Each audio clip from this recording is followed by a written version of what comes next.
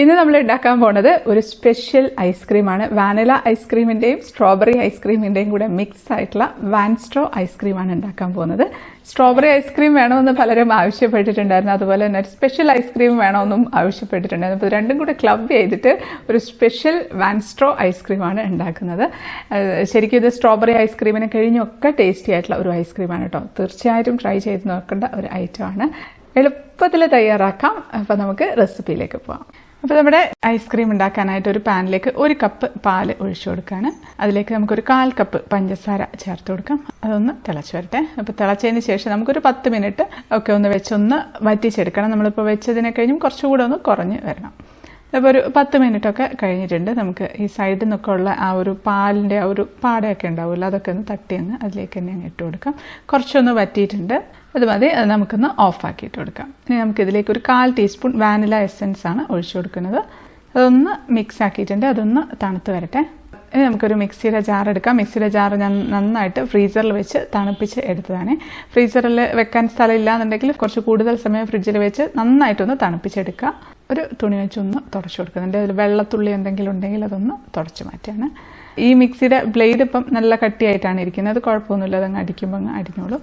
ഇനി നമുക്ക് മിക്സിയുടെ ജാറിലേക്ക് 1 കപ്പ് വിപ്പിംഗ് ക്രീമാണ് ഒഴിച്ചു കൊടുക്കുന്നത്. ഏത് വിപ്പിംഗ് ക്രീം ആയാലും കുഴപ്പമില്ല. ഇത് മധുരമുള്ള വിപ്പിംഗ് ക്രീമാണ്. മധുരം ഇല്ലാത്ത വിപ്പിംഗ് ക്രീമാണ് എടുക്കുന്നതെങ്കിൽ ആദ്യം നമ്മൾ പാലിൻ്റെ കൂടെ പഞ്ചസാര ഇട്ട് തിളപ്പിച്ചില്ലേ, അതിലൊരു 1/4 കപ്പും കൂടെ പഞ്ചസാര ഇട്ടിരുന്നാൽ മതി. ഇനി നമുക്ക് ഇതൊന്ന് അടിച്ചെടുക്കാം. ഇത് നമുക്ക് ലോയിലിട്ട് ഹൈയിലേക്ക് അങ്ങാക്കിയിട്ട് ഹൈ സ്പീഡിലിട്ട് തന്നെ നമുക്ക് അടിച്ചെടുക്കാം. പെട്ടെന്ന് തന്നെ അങ്ങ് അടിച്ചെടുക്കാനായിട്ട് പറ്റും കേട്ടോ. ഇതിപ്പം അടിക്കുന്ന സമയത്ത് ഇപ്പം ഇതിൻ്റെ ആ ഒരു സൗണ്ട് കണ്ടോ, ഇങ്ങനെ വെള്ളം ഇങ്ങനെ നീങ്ങുന്നതായിട്ടുള്ള ഒരു സൗണ്ട് ഉണ്ട്. കുറച്ച് സമയം കഴിയുമ്പോഴത്തേക്കും അതങ്ങ് മാറിയിട്ട് അതൊരു ബ്ലേഡ് നീങ്ങാത്തൊരു ഇതിലേക്ക് വരും, ക്രീം തിക്കായിട്ട് വരുമ്പോഴത്തേക്കും. ഇപ്പോൾ ബീറ്റർ ഉപയോഗിച്ചിട്ടാണ് ചെയ്യുന്നതെങ്കിൽ നമ്മൾ സാധാരണ കേക്കിനെ വിപ്പ് ചെയ്യുന്ന പോലെ അത്രയും അധികം തിക്നെസ്സോട് സ്റ്റിഫ് പീക്കാക്കി എടുക്കുകയും ചെയ്യരുത്. അപ്പോൾ നമുക്ക് ആ കറക്റ്റ് ആ ഒരു ഐസ്ക്രീമിൻ്റെ ടെക്സ്ചർ കിട്ടില്ല.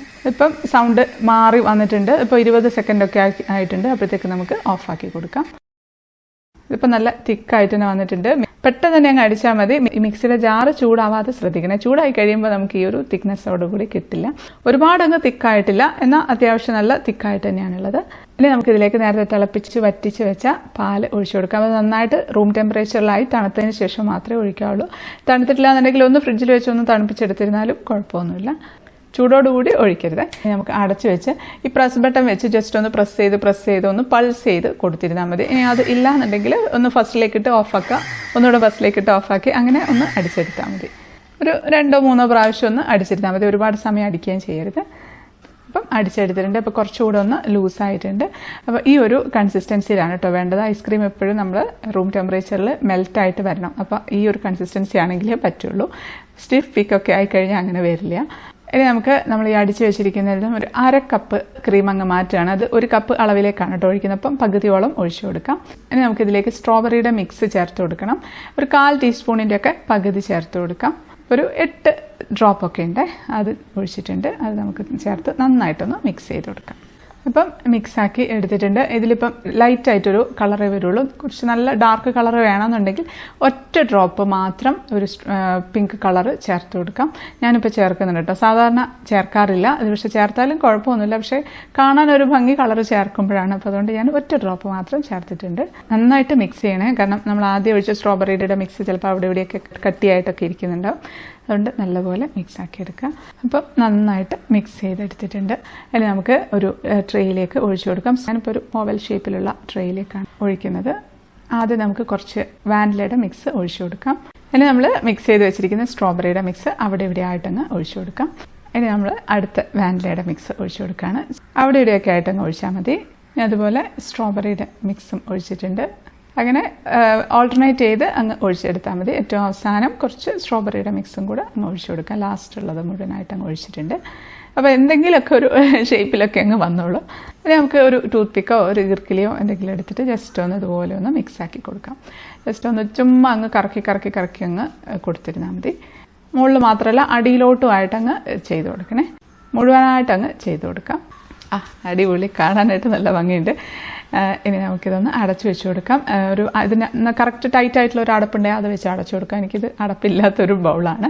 അപ്പോൾ അതുകൊണ്ട് ഞാനൊരു ക്ലിങ് ഫിലിം കൊണ്ട് ഒന്ന് അടച്ചു വെച്ച് കൊടുക്കുകയാണ്. ഇല്ലാന്നുണ്ടെങ്കിൽ അലൂമിനിയം ഫോയിൽ ഉണ്ട്, അടച്ചു വെച്ച് കൊടുക്കാം. ഇതിന് കറക്റ്റായിട്ടുള്ള ഒരു അടപ്പുണ്ടെന്നുണ്ടെങ്കിൽ അടപ്പ് കൊണ്ടും അടച്ചു വെച്ചിരുന്നാൽ മതി. നന്നായിട്ട് കവർ ചെയ്തിട്ടുണ്ടെങ്കിൽ നമുക്കിത് ഫ്രീസറിലേക്ക് വെച്ച് കൊടുക്കാം. ഫ്രീസറിൽ വെച്ചൊരു 5-6 മണിക്കൂറൊക്കെ വേണ്ടി വരും. ഒരു ഫ്രിഡ്ജിനും ഒരു ടൈമായിരിക്കും. ഞാൻ എന്തായാലും ഇത് ഓവർനൈറ്റ് വെക്കാൻ പോവാണ്. ഇപ്പം പിറ്റേ ദിവസമായിട്ടുണ്ട്. നമ്മുടെ വാൻസ്ട്രോ ഐസ്ക്രീം റെഡി ആയിട്ടുണ്ട്. നല്ല ഭംഗിയുണ്ട് കേട്ടോ കാണാനായിട്ട്, നല്ലൊരു ഡിസൈനൊക്കെ ആയിട്ട്. ഇനി നമുക്കിത് എങ്ങനെ വേണമെങ്കിലും എടുക്കാം, സ്കൂപ്പ് ചെയ്തിട്ട് എടുക്കാം. ഞാനിപ്പം ഒരു ചേഞ്ചിന് വേണ്ടിയിട്ട് കട്ട് ചെയ്ത് എടുക്കാൻ പോവാണ്. കത്തി വെച്ചങ്ങ് കട്ട് ചെയ്താൽ മതി. കത്തി ഒന്ന് ചൂടാക്കുകയാണെന്നുണ്ടെങ്കിൽ നമുക്ക് കുറച്ച് പെട്ടെന്ന് കട്ട് ചെയ്തെടുക്കാനായിട്ട് പറ്റും കേട്ടോ. ഇല്ലാന്നുണ്ടെങ്കിൽ നമുക്ക് കത്തി കൊണ്ട് കട്ട് ചെയ്യണമെങ്കിൽ കുറച്ച് സമയം വെച്ചിരിക്കണം. അപ്പോൾ ഞാൻ എന്തായാലും ചൂടാക്കിയിട്ടാണ് കട്ട് ചെയ്യുന്നത്. അങ്ങനെ ഞാനിത് ഒരു സ്ക്വയർ പീസായിട്ട് ഒന്ന് കട്ട് ചെയ്തിട്ടുണ്ട്.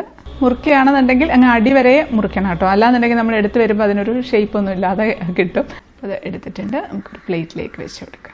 ഇപ്പം കുറച്ച് ഫോട്ടോസൊക്കെ എടുത്തപ്പോൾ ചെറുതായിട്ടൊന്ന് മെൽറ്റായിട്ട് വരുന്നുണ്ട് കേട്ടോ. ഇതുപോലെ മെൽറ്റായിട്ട് വരണം നമ്മുടെ ഐസ്ക്രീം എന്ന് പറയുന്നത്. നമ്മൾ സാധാരണ അങ്ങനെയാണല്ലോ. അതേസമയത്ത് നമ്മൾ നല്ല ഒരുപാട് അങ്ങ് സ്റ്റിഫ് പീക്കാക്കി ക്രീം അടിച്ചു കഴിഞ്ഞാൽ ഇതുപോലെ മെൽറ്റായിട്ട് വരില്ല, അങ്ങ് കട്ടിയായിട്ട് തന്നെ ഇരിക്കും. ഇങ്ങനെ ചെയ്യുമ്പോഴാണ് കറക്റ്റ് ഐസ്ക്രീമിൻ്റെ ഒരു കറക്റ്റ് ടെക്സ്ചർ കിട്ടുന്നത്. നമുക്കൊന്ന് ടേസ്റ്റ് ചെയ്ത് നോക്കാം.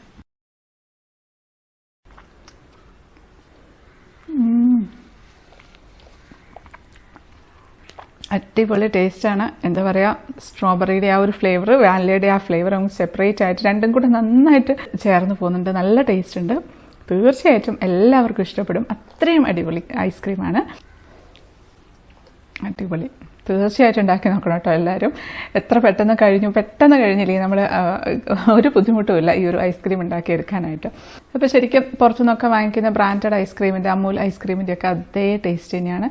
അപ്പോൾ അവിടെ ഈ ഒരു വാൻസ്ട്രോ ഐസ്ക്രീം ഉണ്ടോ എന്ന് എനിക്കറിയില്ല. ഞാൻ ഒരു പല ഫ്ലേവേഴ്സിലൊക്കെ ഉണ്ടല്ലോ, ഞാൻ പക്ഷേ ഇതൊരിക്കലും കഴിച്ചിട്ടില്ല.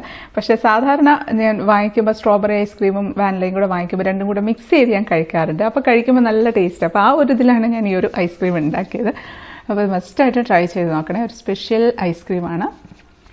ഇനി നമുക്കിത് വേണമെങ്കിൽ കുക്കി കട്ടർ വെച്ചിട്ട് കട്ട് ചെയ്തെടുക്കാം. അപ്പോൾ ഒരു ഹാർട്ട് ഷേപ്പിലുള്ള ഒരു കുക്കി കട്ടർ ഉണ്ട്. അപ്പോൾ അത് വെച്ച് നമുക്കൊന്ന് കട്ട് ചെയ്തെടുക്കാം. അപ്പോൾ ഒരെണ്ണം ആക്കി വെച്ചിട്ടുണ്ട്. ഇപ്പുറത്തെ സൈഡിൽ നിന്നും കൂടെ ഒരെണ്ണം കൂടെ കട്ട് ചെയ്തെടുക്കാം. കട്ട് ചെയ്ത് ഒന്നങ്ങ് പ്രസ് ചെയ്താൽ മതി കേട്ടോ. എഡ്ജ് എന്നാണെങ്കിലാണ് കുറച്ചും കൂടെ പെട്ടെന്ന് എടുക്കാനായിട്ട് പറ്റുന്നത്. അത് നമുക്ക് എടുത്തിട്ട് പതുക്കെ അങ്ങ് ഒരു പ്ലേറ്റിലേക്ക് വെച്ച് കൊടുക്കാം. പുറത്ത് കട്ട് ചെയ്ത് വെച്ചതും കൂടി അങ്ങ് എടുക്കുകയാണ്. എടുക്കുമ്പോഴത്തേക്കും ചെറുതായൊന്ന് മെൽട്ടായൊക്കെ വരുമല്ലോ. അപ്പോഴാണ് നമുക്കിതിന് പെട്ടെന്ന് ഡീമോൾഡ് ചെയ്തെടുക്കാനായിട്ട് എളുപ്പം. അല്ലാതെ ഭയങ്കര കട്ടിയാണെന്നുണ്ടെങ്കിൽ നമുക്ക് എടുക്കാൻ ഇച്ചിരി പാടായിരിക്കും. പിന്നെ സ്കൂപ്പ് ചെയ്തെടുക്കാനാണെങ്കിൽ കുറച്ച് സമയം നമ്മളൊന്ന് താഴെ ഫ്രിഡ്ജിൻ്റെ ടെമ്പറേച്ചറിലേക്ക് വെച്ചതിന് ശേഷം എടുക്കുകയാണെങ്കിൽ നമുക്ക് സ്കൂപ്പ് ചെയ്തെടുക്കാൻ കുറച്ചുകൂടി എളുപ്പമായിരിക്കും. അപ്പോൾ അത്രയേ ഉള്ളൂ. നമ്മുടെ ഈസി വാൻസ്ട്രോ ഐസ്ക്രീമാണ്. അപ്പോൾ എല്ലാവരും ഉണ്ടാക്കി നോക്കുക. ഫീഡ്ബാക്ക് അറിയിക്കാൻ മറക്കരുത്.